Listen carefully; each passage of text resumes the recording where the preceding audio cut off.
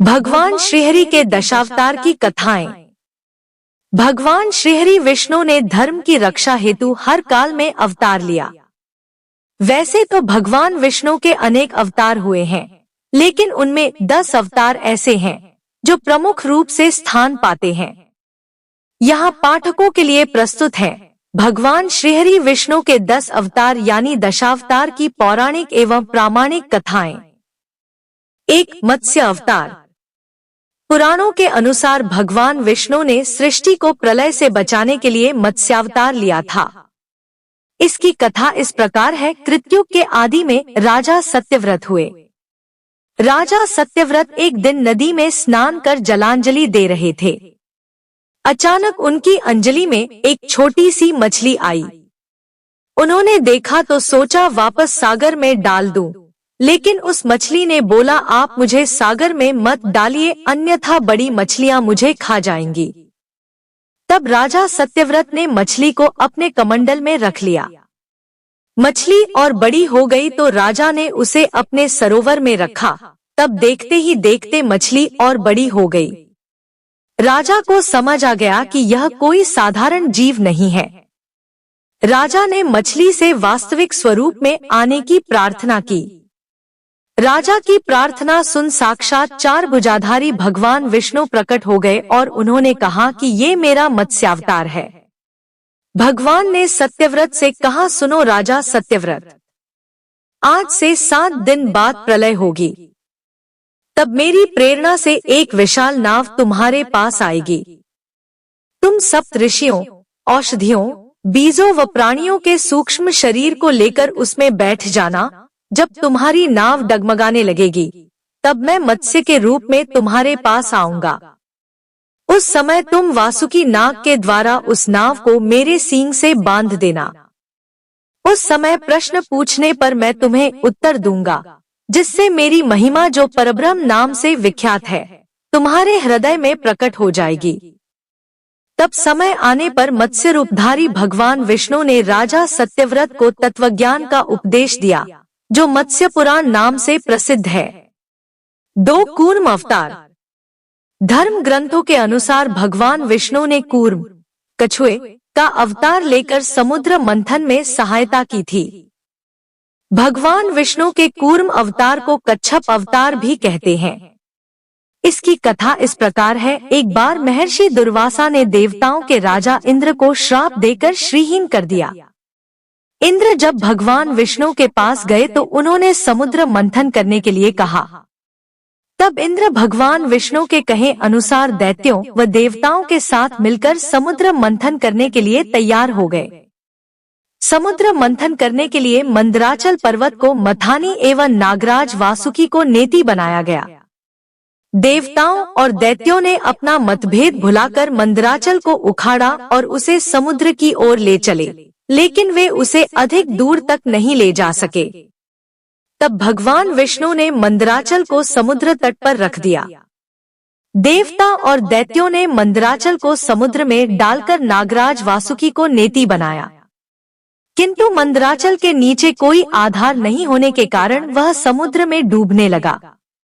यह देखकर भगवान विष्णु विशाल कूर्म, कछुए का रूप धारण कर समुद्र में मंदराचल के आधार बन गए। भगवान कूर्म की विशाल पीठ पर मंदराचल तेजी से घूमने लगा और इस प्रकार समुद्र मंथन संपन्न हुआ। 3. वराह अवतार। धर्म ग्रंथों के अनुसार भगवान विष्णु ने दूसरा अवतार वराह रूप में लिया था। वराह अवतार से जुड़ी कथा इस प्रकार है। पुरातन समय में दैत्य हिरण्याक्ष ने जब पृथ्वी को ले जाकर समुद्र में छिपा दिया, तब ब्रह्मा की नाक से भगवान विष्णु वराह रूप में प्रकट हुए। भगवान विष्णु के इस रूप को देखकर सभी देवताओं व ऋषि मुनियों ने उनकी स्तुति की। सबके आग्रह पर भगवान वराह ने पृथ्वी को ढूंढना प्रारंभ किया।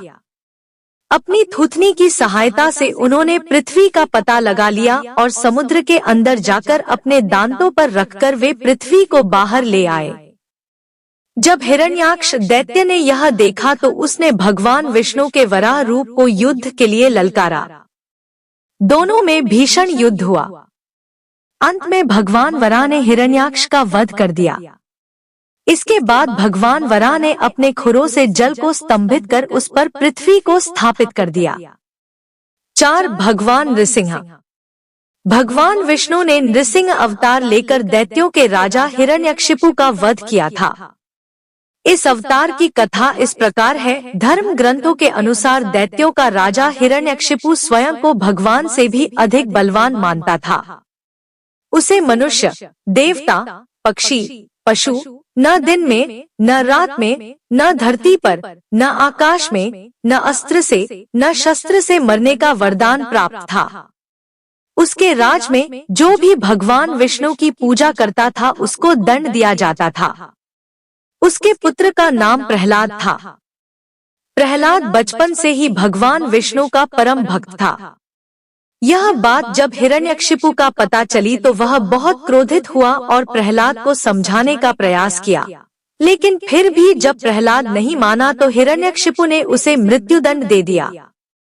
हर बार भगवान विष्णु के चमत्कार से वह बच गया।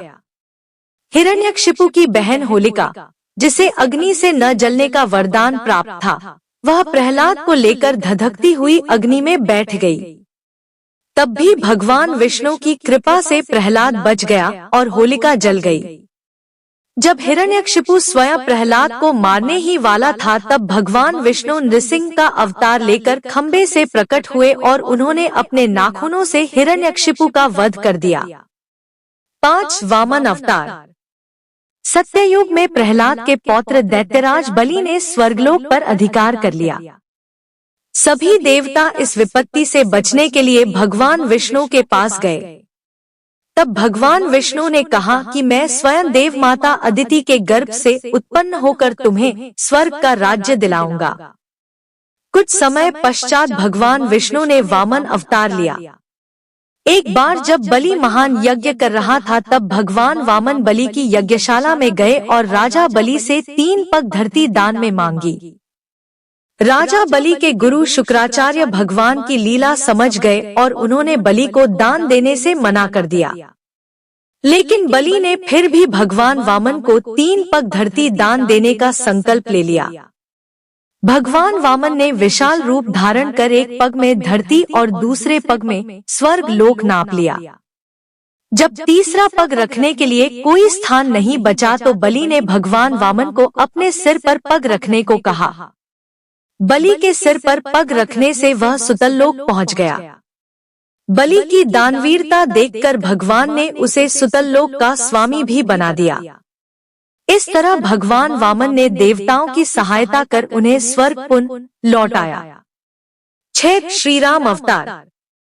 त्रेतायुग में राक्षसराज रावण का बहुत आतंक था। उससे देवता भी डरते थे। उसके वध के लिए भगवान विष्णु ने राजा दशरथ के यहाँ माता कौशल्या के गर्भ से पुत्र रूप में जन्म लिया। इस अवतार में भगवान विष्णु ने अनेक राक्षसों का वध किया और मर्यादा का पालन करते हुए अपना जीवन यापन किया। पिता के कहने पर वनवास गए। वनवास भोगते समय राक्षसराज रावण उनकी पत्नी सीता का हरण कर ले गया। सीता की खोज में भगवान लंका पहुँचे। वहाँ भगवान श्री राम और रावण का घोर युद्ध जिसमें रावण मारा गया। इस प्रकार भगवान विष्णु ने राम अवतार लेकर देवताओं को भय मुक्त किया। 7. श्री कृष्ण अवतार। द्वापर युग में भगवान विष्णु ने श्री कृष्ण अवतार लेकर अधर्मियों का नाश किया। भगवान श्री कृष्ण का जन्म कारागार में हुआ था। इनके पिता का नाम वसुदेव और माता का नाम देवकी था। भगवान श्री कृष्ण ने इस अवतार में अनेक चमत्कार किए और दुष्टों का सर्वनाश किया। कंस का वध भी भगवान श्री कृष्ण ने ही किया। महाभारत के युद्ध में अर्जुन के सारथी बने और दुनिया को गीता का ज्ञान दिया। धर्मराज युधिष्ठिर को राजा बनाकर धर्म की स्थापना की। भगवान विष्णु का ये अवतार सभी अवतारों में सबसे श्रेष्ठ माना जाता है। 8. परशुराम अवतार। हिंदू धर्म ग्रंथों के अनुसार परशुराम भगवान विष्णु के प्रमुख अवतारों में से एक थे। भगवान परशुराम के जन्म के संबंध में 2 कथाएं प्रचलित हैं। हरिवंश पुराण के अनुसार उन्हीं में से एक कथा इस प्रकार है। प्राचीन समय में महिष्मती नगरी पर शक्तिशाली हयवंशी क्षत्रिय कार्तवीर्य अर्जुन सहस्त्रबाहु का शासन था। वह बहुत अभिमानी था और अत्याचारी भी।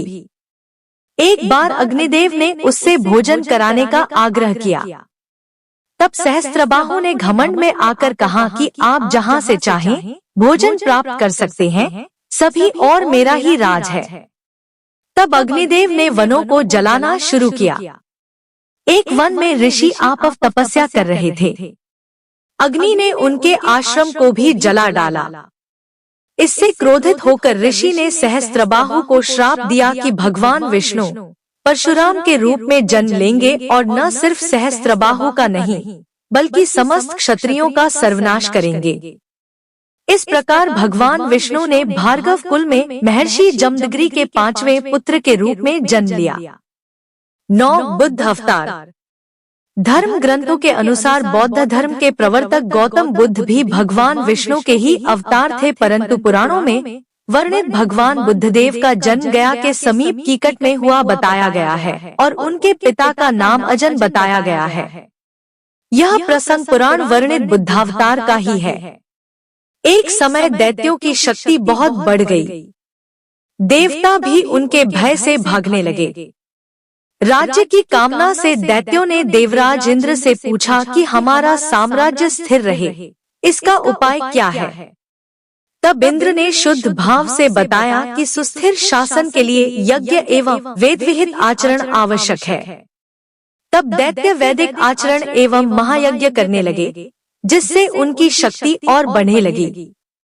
तब सभी देवता भगवान विष्णु के पास गए। तब भगवान विष्णु ने देवताओं के हित के लिए बुद्ध का रूप धारण किया। उनके हाथ में मार्जनी थी और वे मार्ग को बुहारते हुए चलते थे।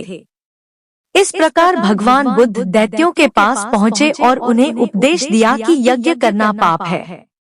यज्ञ से जीव हिंसा होती है। यज्ञ की अग्नि से कितने ही प्राणी भस्म हो जाते हैं। भगवान बुद्ध के उपदेश से दैत्य प्रभावित हुए। उन्होंने यज्ञ व वैदिक आचरण करना छोड़ दिया। इसके कारण उनकी शक्ति कम हो गई और देवताओं ने उन पर हमला कर अपना राज्य पुनः प्राप्त कर लिया। 10 कल्कि अवतार। धर्म ग्रंथों के अनुसार भगवान विष्णु कलयुग में कल के रूप में अवतार लेंगे। कल्कि अवतार कलयुग व सतयुग के संधिकाल में होगा। यह अवतार 64 कलाओं से युक्त होगा। पुराणों के अनुसार उत्तर प्रदेश के मुरादाबाद जिले के शंभल नामक स्थान पर विष्णुविशा नामक तपस्वी ब्राह्मण के घर भगवान कल्कि पुत्र रूप में जन्म लेंगे। कल्कि देवदत्त नामक घोड़े पर सवार होकर संसार से पापियों का विनाश करेंगे और धर्म की पुनः स्थापना करेंगे। तभी सतयुग का प्रारंभ होगा। नमो नारायणाय।